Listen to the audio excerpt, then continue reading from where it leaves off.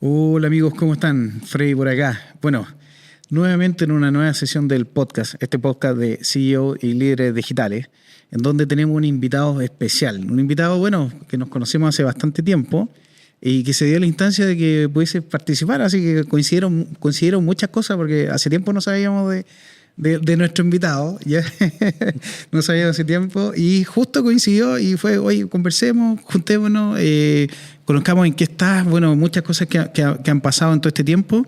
Así que un invitado bien especial y aquí está con nosotros Felipe Arévalo, gerente de transformación digital de Gallagher Chile.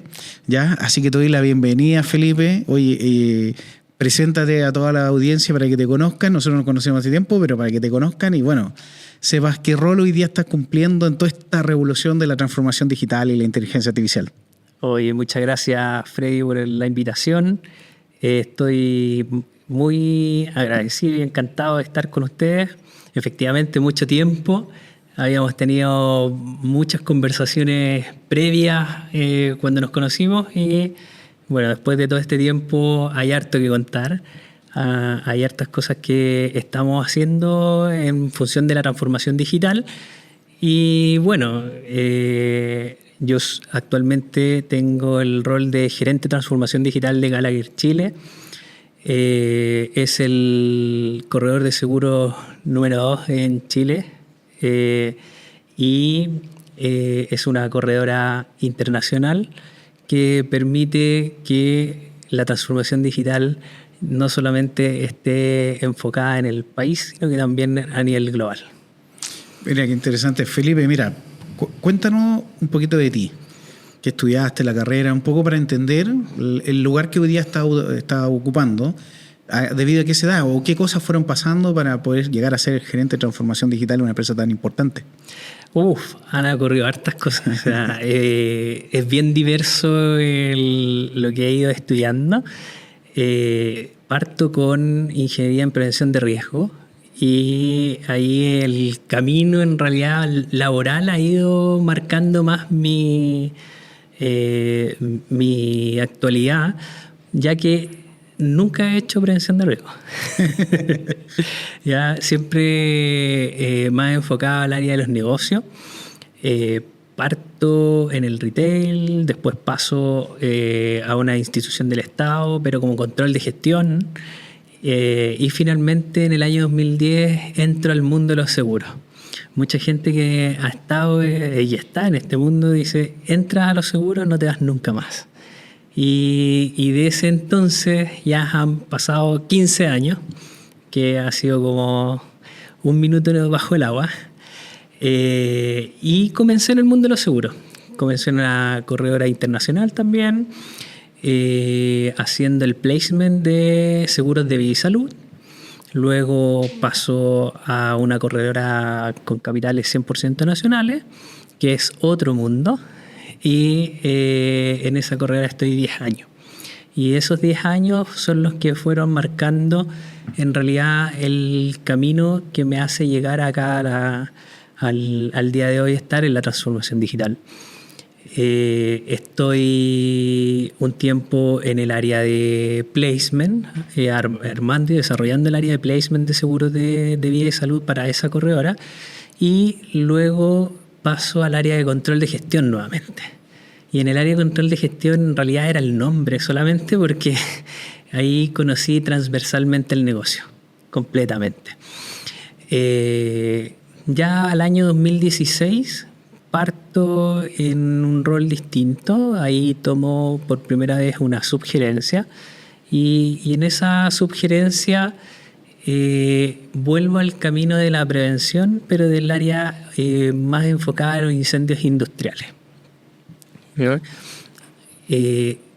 Adicionalmente dicen, oye, no quiero que te alejes tanto del rol que estabas cumpliendo en ese instante, así que te vamos a dejar también a cargo de todo lo que tiene que ver con control de gestión, ¿no? Así que sigo ahí liderando esas dos áreas hasta que en el año 2020, más o menos en noviembre, tomo la decisión ya de cambiarme de trabajo.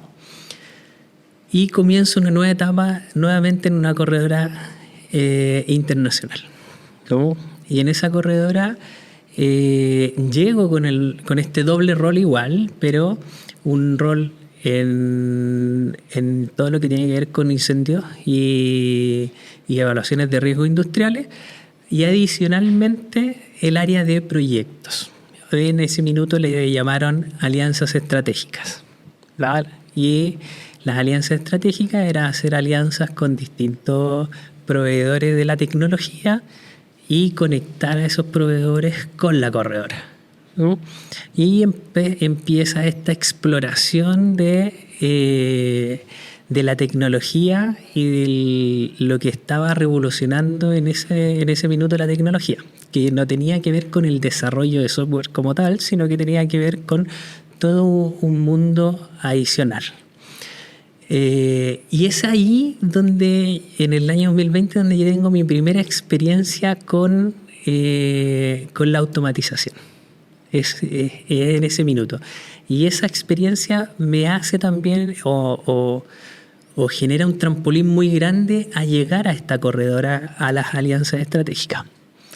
Yo explorando LinkedIn en ese tiempo, me sale una publicación de una consultora que hacía cursos de automatización, no teniendo idea qué era. Lo tomé, estábamos en plena pandemia, y dije, vamos a hacer algo distinto. Lo tomo y entro al mundo de la automatización y conozco Rocketbot, ¿ya? Que al final es el conector, incluso contigo y con esta consultora. Y hago mi primer bot en Rocketbot, en el aplicativo. Entonces de ahí después conozco más personas, pregunto en Rocketbot quién me puede ayudar con hacer automatizaciones, y te conozco ahí Sí, en ese instante. ¿Hace tiempo? ¿Hace cuánto, jefe?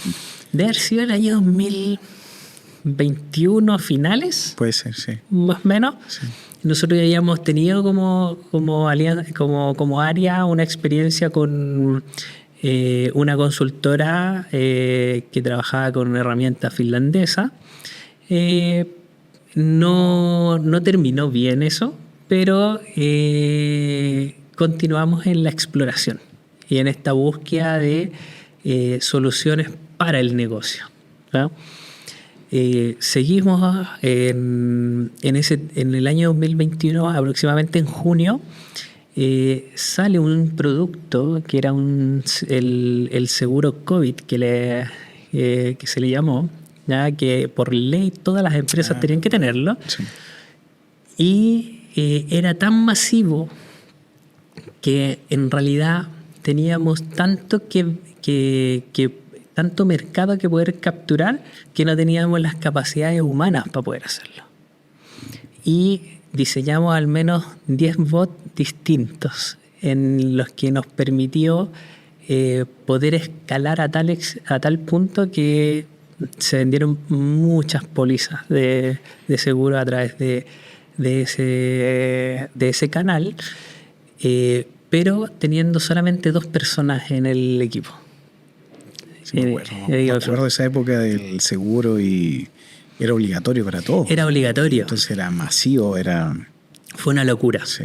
Fue una locura porque había, además de tener la obligación, era como estar corriendo una carrera. Todas las empresas decían, oye, necesito este seguro para mañana porque si me vienen a fiscalizar voy a tener multa y un sinnúmero de impactos que iba a tener para el cliente. Entonces, no solamente queríamos capturar a los clientes ya nuestros, sino que también se lo ofrecíamos a otros.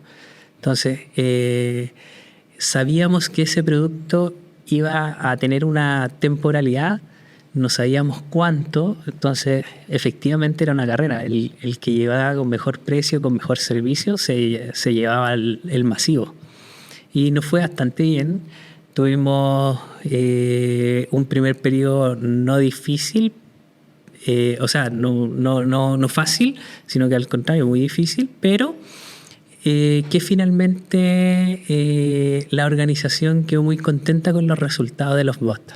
Entonces, muchas veces me llamaban y me decían, oye, ¿quién es Alejandra? Un bot. ¿Y por qué se llama Alejandra? No, porque le colocamos nombre. Le colocamos nombre a cada una de nuestras automatizaciones y seguíamos el orden del abecedario.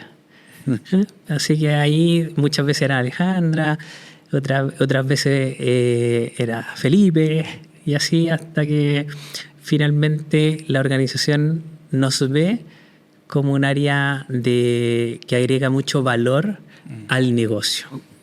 Oye, qué interesante, Felipe, porque de repente los enfoques que tienen los proyectos arrancan como que fuera la necesidad de implementar tecnología por implementar tecnología. Pero efectivamente hay un ejercicio de credibilidad hacia la organización, de que la tecnología tiene un fin que va más allá de la implementación como tal, de como que fuera un producto, sino que tiene que ver con un valor al negocio. Y lo que tú dices, efectivamente, que cuando ya el negocio, ¿cierto?, los tomadores de decisiones empiezan a entender el valor que esto tiene para el negocio, es donde finalmente en este ejercicio de ir como plantando semillitas para ir ganando esa credibilidad, después en un momento explota. Y me imagino que después cuando empezaron a preguntar, se empezó a generar una sensación de conocimiento un poquito más masivo de lo que se podía llegar a hacer con esta tecnología. Exacto, o sea, generalmente ven que la aplicación de ciertas tecnologías es igual a desarrollo de software. Y eso ensucia un poco lo que realmente es el objetivo de estas nuevas tecnologías, porque siempre que dicen desarrollo de software, piensa todo el mundo dice, no se van a cumplir los plazos. Ese es como ya, no vamos a estar tarde.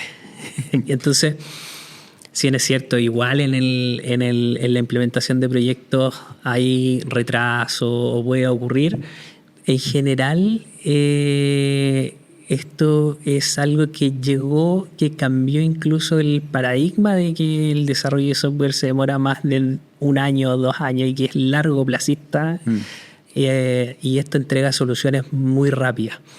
Entonces, en definitiva, hemos logrado hacer con el equipo implementaciones a veces tan rápidas y ágiles que el negocio lo valora. ¿Ya? Entonces, como lo terminan valorando, empieza la organización a pedir. Sí. Ya no es solamente, oye, ahora es como, ¿qué me estáis presentando? Y después cuando ya conocen las potencialidades, empiezan, oye, ¿no lo podríamos aplicar en esto otro? Oye, ¿y si esto lo automatizamos? Muchas veces no tiene nada que ver con ni automatización, ni proceso, ni nada, y es como, no, pregúntenle el área de transformación. Y es como, no, esto no corresponde a nosotros. Lo veo otro. Oye, Felipe, y cuéntame, y bueno, cuéntanos todo, digamos, danos tu definición de qué es la transformación digital o cómo las empresas lo deberían entender. Ya, me imagino que es un concepto abstracto que de repente se tiende a confundir. A lo mejor, me acuerdo que años atrás uno hablaba de transformación digital como sistemas, software, y después hablaban de cultura, personas, procesos. ¿Cuál sería tu definición de lo que es la transformación digital? Sí, mira, no creo que exista una definición absoluta. Es como, tiene un poco de todo, pero lo principal es que, como el mismo nombre dice, es de una transformación, pero no tan solo digital, sino que también es cultural,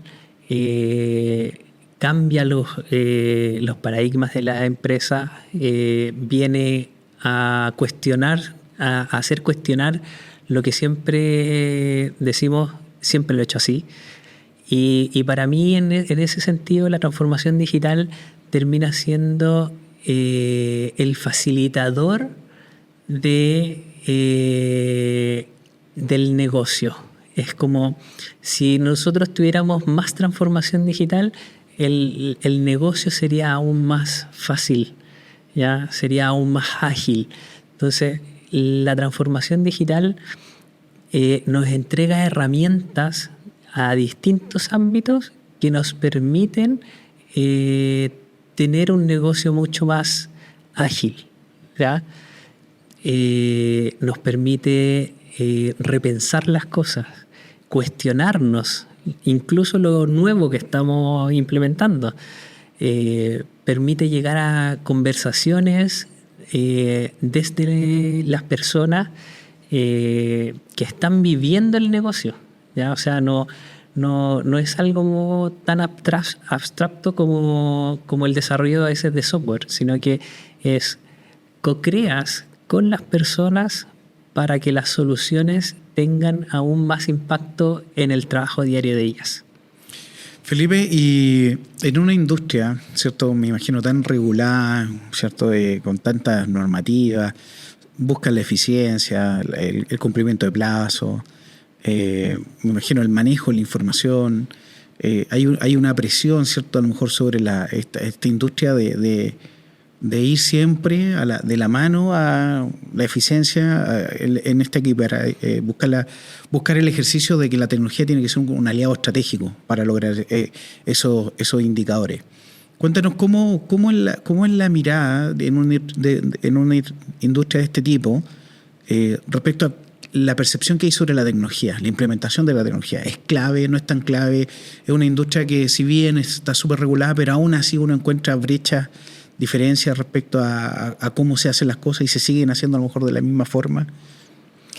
En general, efectivamente, o sea, es una industria que no solamente se ve afectada por la regulación local, o sea, también se ve afectada por las condiciones del mercado en el mundo, los desastres naturales, cómo está el ambiente económico, se ve afectada por múltiples factores.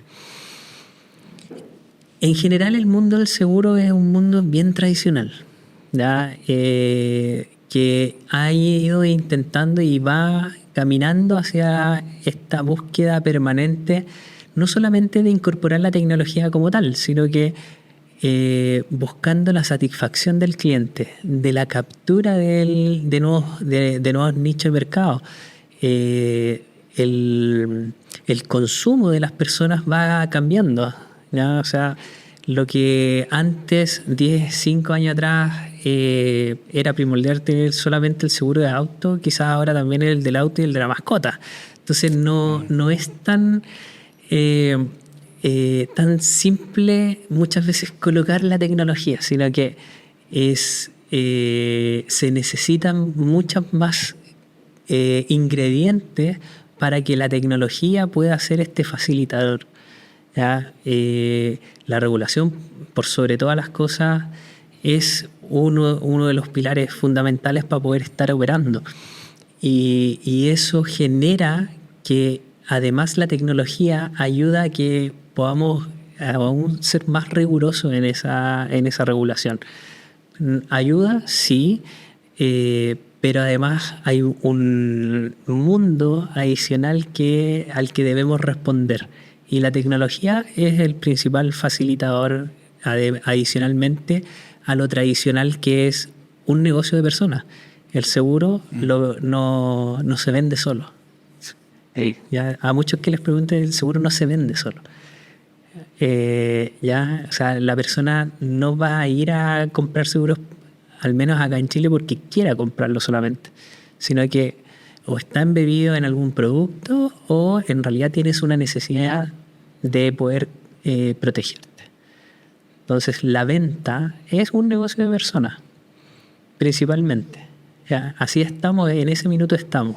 Que queremos abrir nuevos mercados, queremos abrir nuevas formas o nuevos canales, sí, y estamos todos corriendo esa carrera.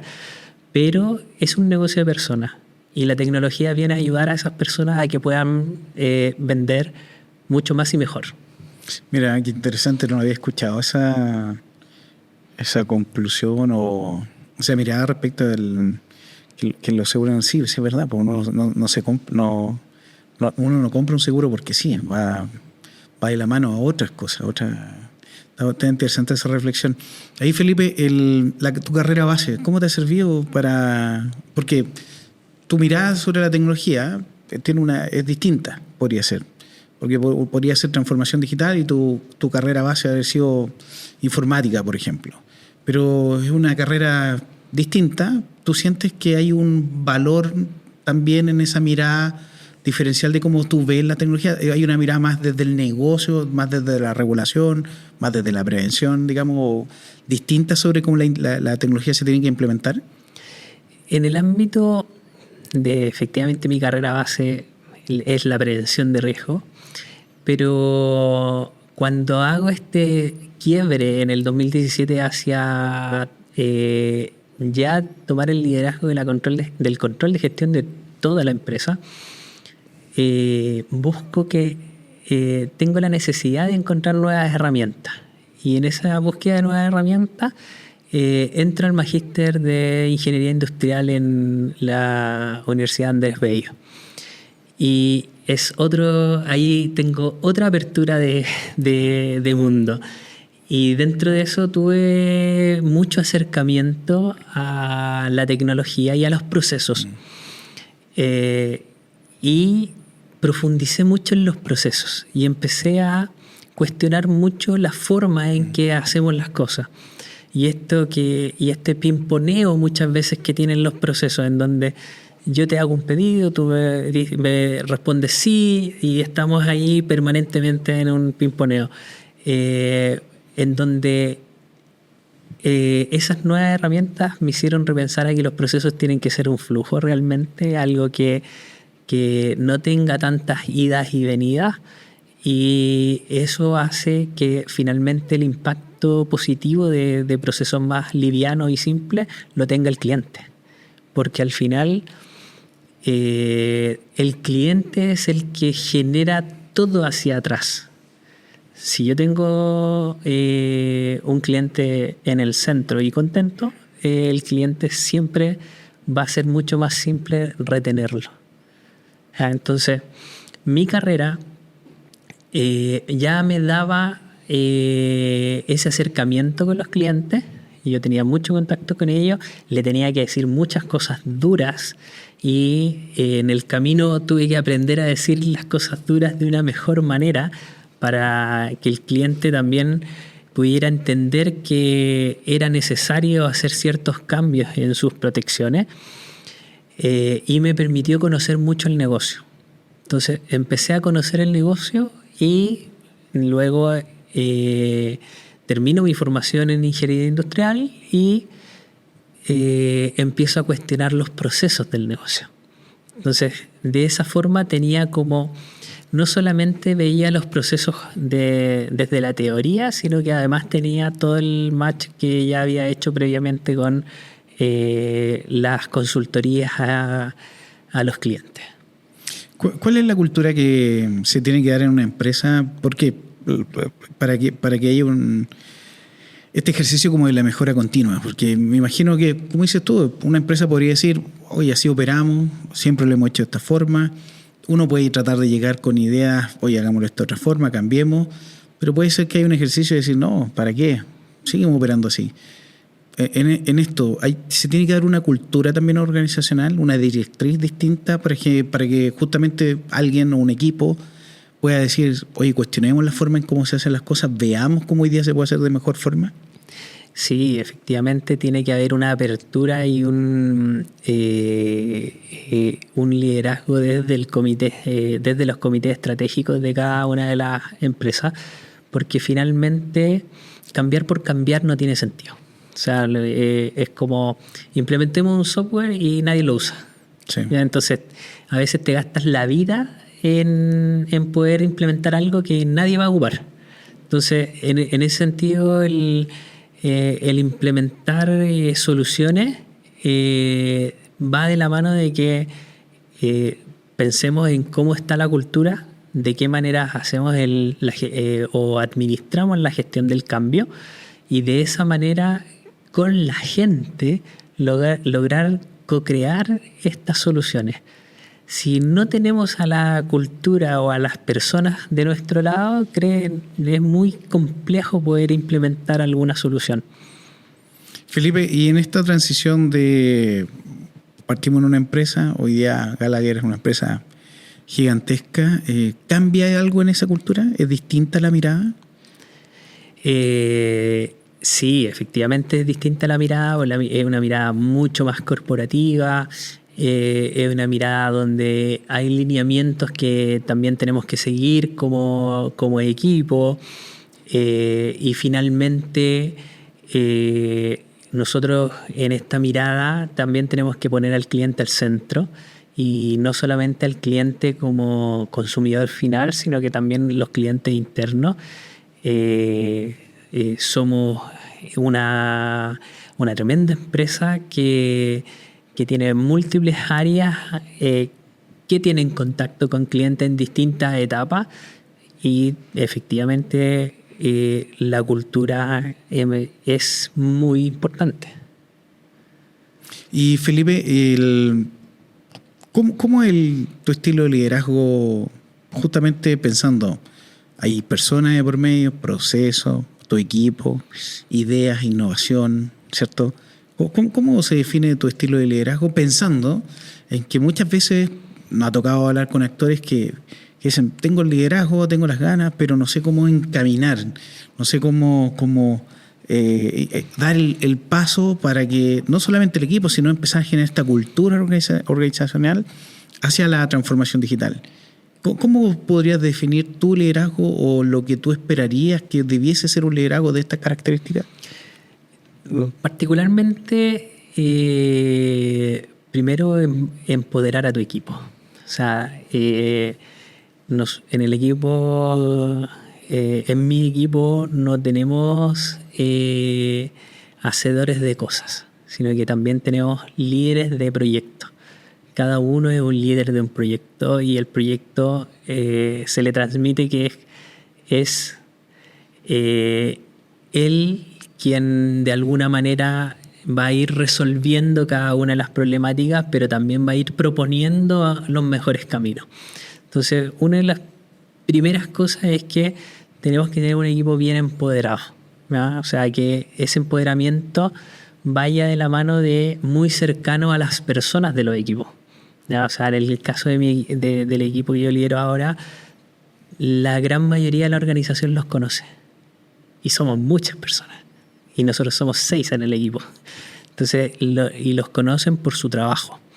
Entonces, esa es una de las primeras cosas. O sea, que ellos están muy cercanos a las personas. En mi caso, también nosotros tenemos que conectar los clientes, lo que hacen los equipos, y también las directrices y la estrategia de la compañía. O sea, nosotros tenemos una estrategia y hay que ir acortando las brechas de lo que los equipos hacen en el día a día con la estrategia, y unir y dejarlos como un conector. Entonces, en general, nosotros somos facilitadores de la transformación digital, facilitadores de implementación de soluciones. Entonces, ayudamos al negocio. En esa ayuda al negocio, ustedes proponen, me imagino, Felipe, ahí con todo esto que está pasando en la tecnología, los cambios diarios que vamos, las novedades, las cosas que van apareciendo, en cierta manera también a lo mejor nos lleva a estar siempre o constantemente aprendiendo, proponiendo, pero no necesariamente lo que estoy proponiendo va a ser algo que voy a terminar por implementar. Pero también hay algo en este rol que tiene que ver con esa como investigación y desarrollo también, de salir a ver qué es lo que está haciendo el mercado, la industria, las cosas nuevas, proponerla, ponerla en la mesa, para después empezar a entender de cómo eso puede afectar al negocio de forma positiva. Sí, o sea, hay varias formas. Una, efectivamente, es mirar a lo que está haciendo el mercado. ¿Ya? La InsurTech es algo que tú lo puedes meter en Google y lo vas a encontrar, te metes a LinkedIn y está ahí. Entonces, esa es una forma. Pero también mirar hacia el lado o mirar lo que hace el mercado te genera un cierto sesgo, ¿ya? Que es muchas veces la diferenciación sale de las cosas que no necesariamente está haciendo el de al lado, sino que es lo que tú te cuestionaste y lo lograste resolver. Entonces, si bien es cierto, podemos mirar el mercado, podemos mirar lo que están haciendo las InsurTech, igual es importante mirar el negocio y de las personas poder obtener esa simpleza de la solución. Muchas veces estamos pensando en que la solución tiene, no sé, una automatización, tiene 5.000 líneas de código. Y a veces quizás con la mitad solo era necesario. Entonces, esa obtención de cómo hace el negocio la persona o cómo se relaciona la persona con los procesos y los negocios es algo que nosotros tenemos que interpretar muy bien. Y es ahí donde muchas veces sacamos lo mejor de nosotros para poder resolver ciertas problemáticas. Felipe, con todo lo que está pasando con la inteligencia artificial, ¿cómo está afectando a la industria? Uno escucha, ¿cierto? Pero estando dentro de la industria tan, hablamos, regulada, que la tecnología es un valor clave, hay mucha competencia, me imagino, también en este rubro, en esta industria. ¿Cómo la inteligencia artificial está afectando? ¿Y dónde está la ventaja competitiva de la inteligencia artificial para, por ejemplo, para tu negocio? Principalmente, ¿dónde está afectando? Y es que también creemos que todo lo puede hacer la inteligencia artificial y las personas no van a existir dado a que la inteligencia artificial va a hacer todo. Y ahí es donde tenemos que ir aterrizando ciertas expectativas que le entregamos a la inteligencia artificial sin hacer nada, o sea, solo con lo que escuchamos. Si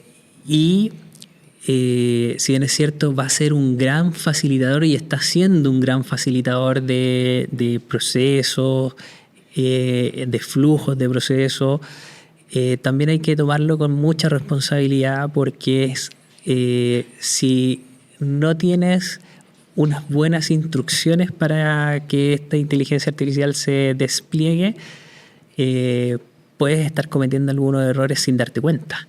O sea, la masividad muchas veces de la documentación que podemos manejar puede ocultar una coma o un punto que hace la diferencia cuando a veces tienes un siniestro. ¿Ah? O sea, te pueden pagar o no pagar. ¿Ya? Entonces, hay que tomarlo con responsabilidad. Es una ayuda y un facilitador potente. Hay alguien cercano a mí que siempre dice es como tener superpoderes. Sí, pero hay que saber ocuparlo. Hay que saber utilizarlo. Hay que hacerlo con ética también. ¿Ya? O sea, muchas veces llegan correos incluso con los emoticones que coloca y tú dices, ya, está bien, está utilizándolo. Ahora tenemos todos que educarnos en una utilización responsable y con ética. Felipe, justamente ayer estuvimos con la sesión anterior, con la diputada Paula Labra, nos hablaba del tema de la ciberseguridad, la ley de ciberseguridad, la ley de protección de datos personales y el proyecto en que está hoy día el proyecto de ley que va a salir con el tema de la inteligencia artificial. ¿Cómo hay que...? Porque uno quiere hacer muchas cosas, pero no puede pasar por alto justamente las leyes, por ejemplo. ¿Cómo hoy día ustedes ven el escenario de la inteligencia artificial considerando todas las regulaciones que están apareciendo? Y tú lo mencionabas, queremos hacer muchas cosas, los usuarios quieren hacer muchas, pero una coma, un punto puede marcar la diferencia respecto a la interpretación. ¿Cómo ustedes se manejan en ese ámbito pensando en lo delicado de que es la industria de los seguros? Mira, afortunadamente estamos como equipo, estoy en una empresa que tiene ese tipo de riesgos bien mapeados y los controles existen. Y nos entrega muchas herramientas y lineamientos de cómo ir desplegándose con este tipo de herramientas. O sea, nosotros tenemos la disponibilidad de las herramientas y no hay una restricción a nadie de la organización, pero tenemos los lineamientos adecuados para poder hacer un buen uso de estas herramientas. Ahora, efectivamente, cada vez que se va moviendo el mercado, ¿ya? También existen nuevas regulaciones. La problemática que tenemos ahora es que la tecnología avanza tan rápido y la legislación avanza tan lento. Entonces, ese match es el que a veces te complica. Nosotros tenemos la experiencia, o sea, lo que exploramos hace 2 años atrás era muy complejo hacerlo con herramientas a la mano. Buscamos soluciones fuera del país y todo.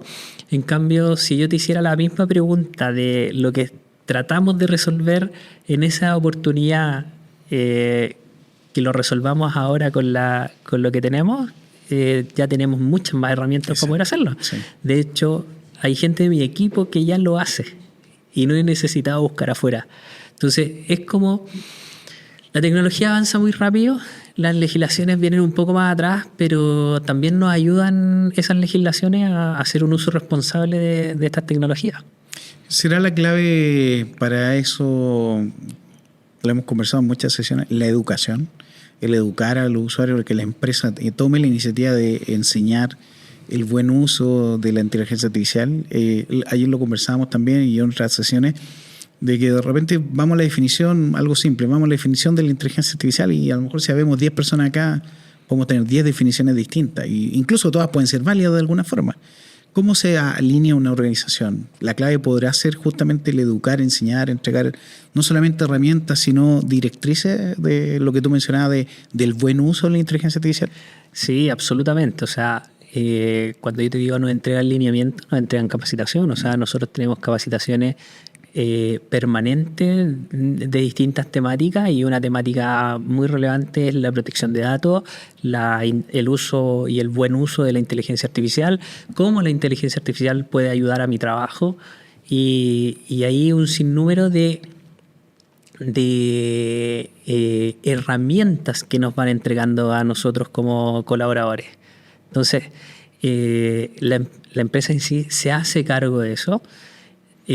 Muchas veces quizás no es suficiente porque es todo un mundo también. Hay el acceso a los distintos aplicativos, información y datos es muy amplio.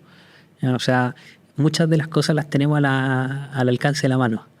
Y eso también genera que dentro de la organización muchas personas digan, oye, pero si yo lo hice con tal herramienta, sí, pero es que esa herramienta no es una herramienta autorizada para poder generarlo, por lo tanto tenemos que buscar las soluciones en lo que tenemos aprobado, porque lo que tenemos aprobado es lo que finalmente es seguro para nosotros. Sí.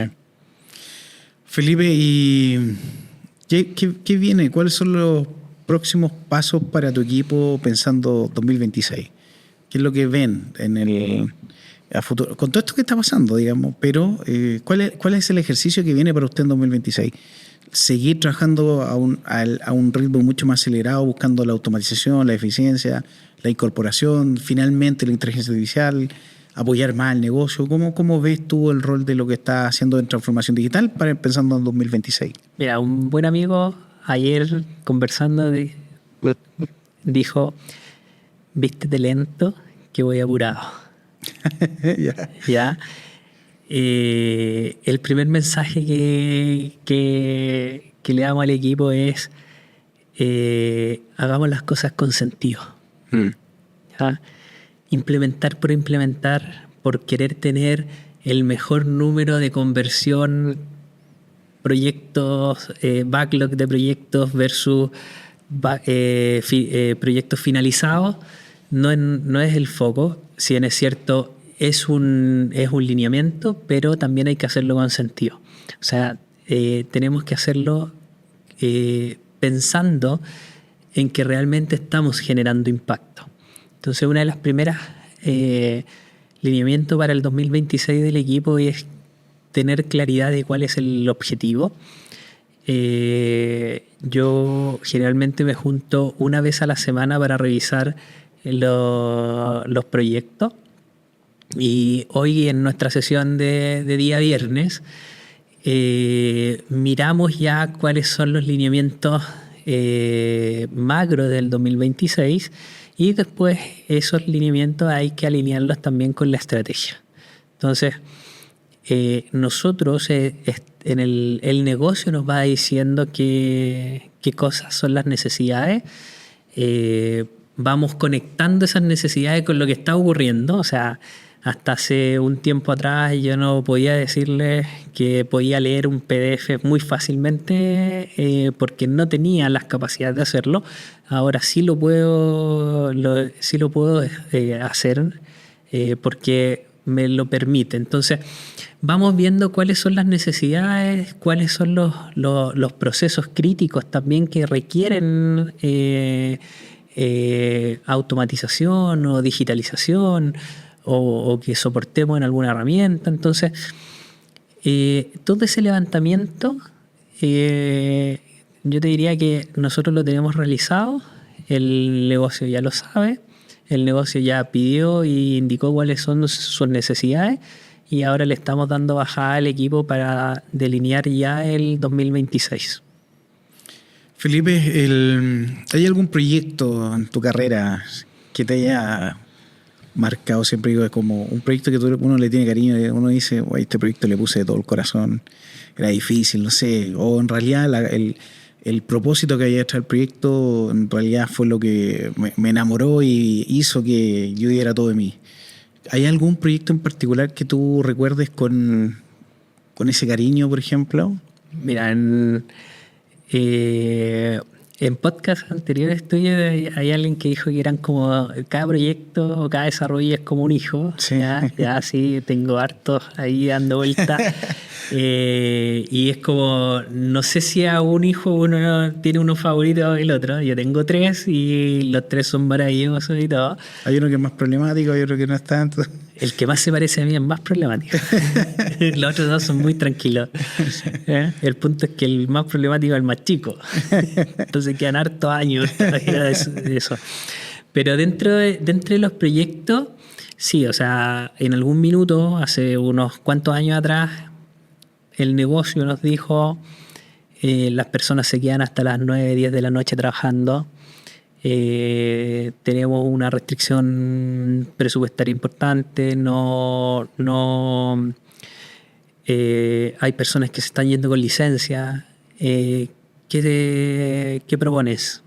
Déjame mirar. O sea, yo nunca digo la solución es esta, sino que déjame mirar. Y empezamos a explorar con mi equipo. Y dijimos, mira, esta automatización nos va a ser de mucho impacto, pero no digamos que es una automatización como tal. Redefinamos el proceso. Hagamos una reingeniería del proceso. Y ahí nos dicen, oye, pero eso suena como muy duro. Dije, sí, pero es que repensemos cómo estamos haciendo las cosas. Entonces, tomamos eso, redefinimos el proceso, lo hicimos más ligero, luego implementamos herramientas de automatización, exploramos en ese tiempo algunas con Rocketbot, después seguimos con Automate, nos quedamos en el mundo Microsoft absolutamente, netamente por una directriz corporativa. Y finalmente sacamos a la luz algo que llamamos el CAR, que era un cotizador automático. ¿Ya? Y eso redefinió el equipo, ¿ya? Y las personas sacamos tanta manualidad que finalmente las personas empezaron a retomar en lo que ellos agregan valor, que es con el contacto con el cliente. Entonces les sacamos operativa. Y con esa eliminación, o sea, no fue eliminación, sino que con ese traslado de carga operativa desde la manualidad hacia la automatización, permitió que el negocio fuera mucho más ligero. ¿Ya? Entonces, si tú dices impacto, ahí fue impacto en las personas. ¿Ya? O sea, la automatización no sacó a nadie, sino que le dio nuevas capacidades y le permitió hacer un rol que estaba más de lado. Era mucha dedicación a la manualidad, a la operativa manual, más que al cliente. Y aquí logramos redefinir eso.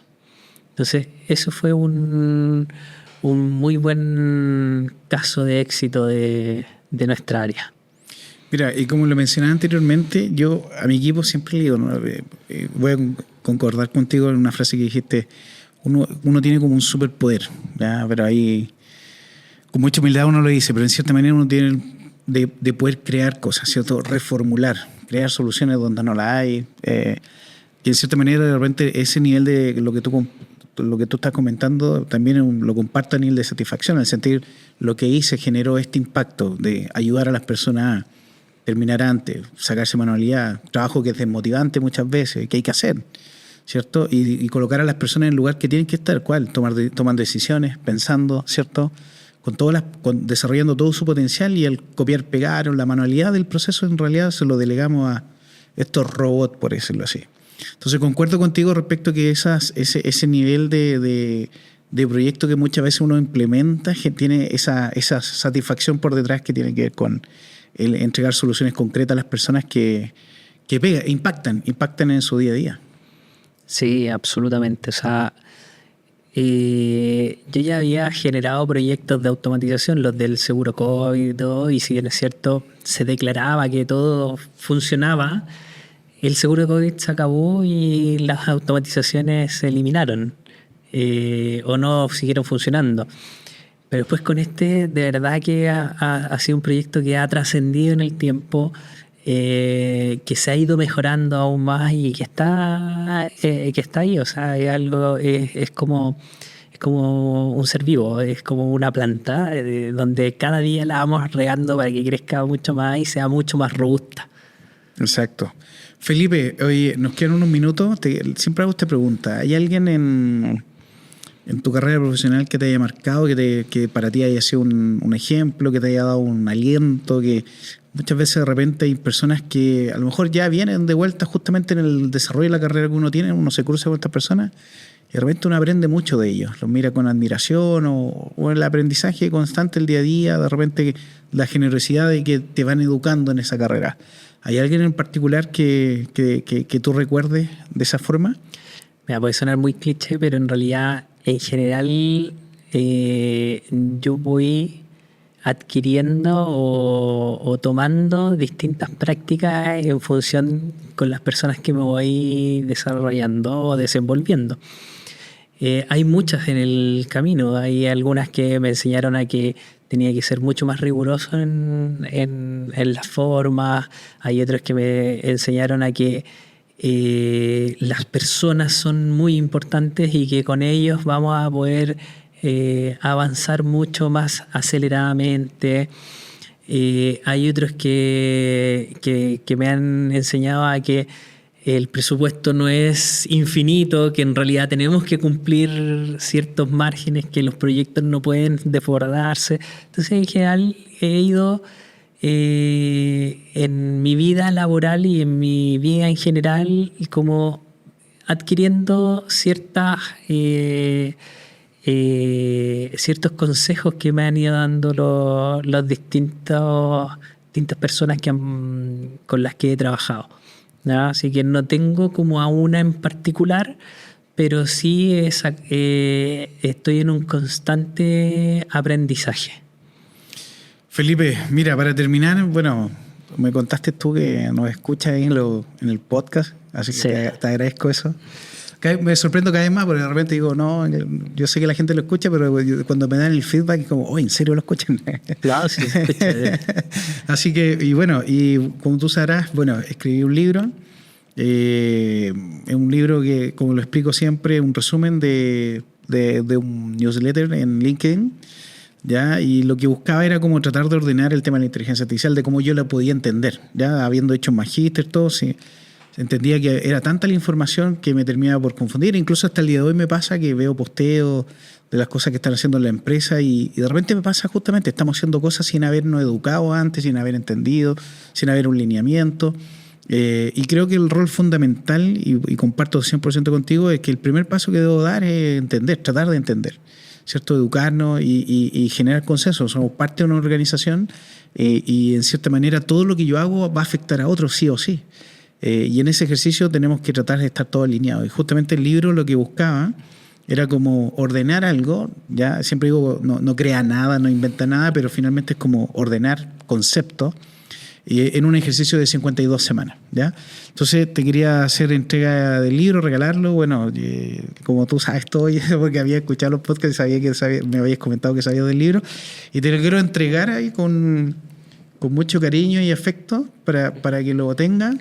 Muchas gracias. Es una dedicatoria, y siempre digo, algún día esa firma va a valer algo. Ahora no vale nada, pero algún día va a valer algo.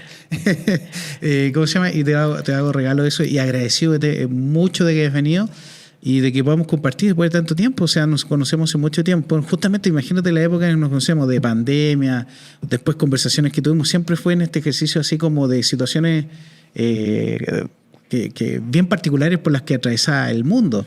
Y por ahí nos conocimos, justamente por todo esto que estaba pasando. Y hoy día que estemos aquí conversando, te lo agradezco un montón y feliz de que hayas podido estar y haber aceptado esta invitación. No, muchas gracias a ti también y créeme que lo esperé harto el libro. Por eso cuando me dijeron, oye, te queremos invitar, dije sí, porque me lo perdí en la feria, en el summit de Recordbot. Pero no, absolutamente lo recibo, sigo tus newsletters y lo recibo con mucho cariño, y créeme que yo te conté en la previa que no leía tanto, sí. Pero escucho muchos audiolibros, pero este lo voy a leer y lo voy a comentar. Mira, te puedo decir algo, y eso para el público, a mí me ha sorprendido porque gente me ha dicho, lo he leído y realmente me ha servido en proyectos, en cosas que estoy, me acuerdo de tu libro y de repente hay algo que tú dijiste ahí que me ha servido para no sé, colocar algo en la mesa, un riesgo, una X, ¿ya? Así que de repente uno le toma mucho peso a las cosas, digamos, de lo que uno hace, pero ahí en el libro en realidad efectivamente ahí creo que hay un valor de algo que se puede rescatar. Como dice por ahí, no hay libro tan malo que no deje algo. Yo creo que algo te va a dejar ese libro, como me pasó a mí, digamos, cuando lo traté de empezar a ordenar toda esta idea en realidad. No, muchas gracias.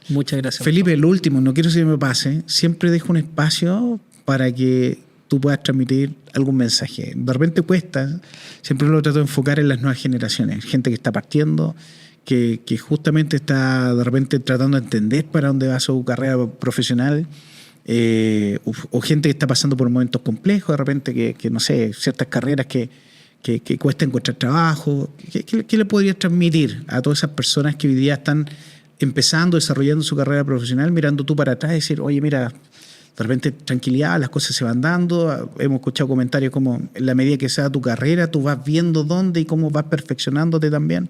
No hay que desesperarse desde un inicio. Entonces, ¿qué podrías transmitir tú como mensaje según toda tu experiencia?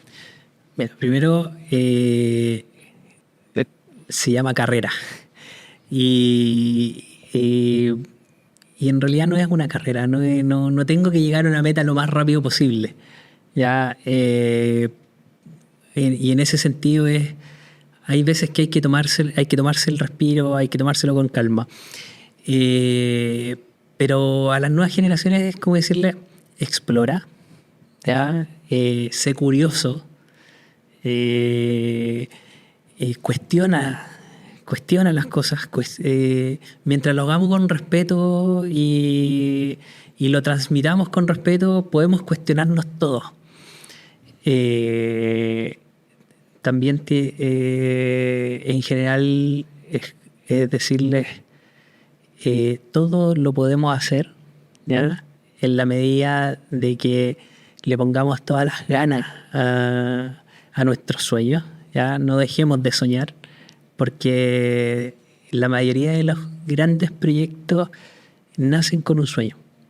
Yo nunca me imaginé llegar al punto que estoy ahora, pero una vez cortando manzanas con mi abuelo en el campo, él me dijo, yo alguna vez lo quiero ver en la tele. ¿Ah?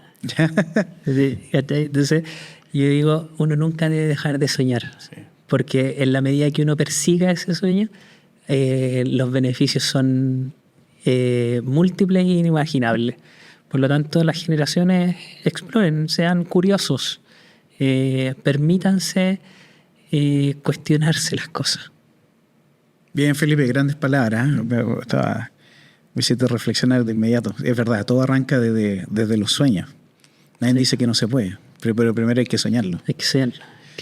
Señores, oye, agradecer a Felipe por estar acá. Espero que les haya gustado este capítulo. Interesante todo lo que nos contaste, todo lo que estás haciendo en transformación digital, una empresa gigantesca, ¿cierto?, en la que tú estás y con desafíos importantes en esta industria y la inteligencia artificial que está impactando.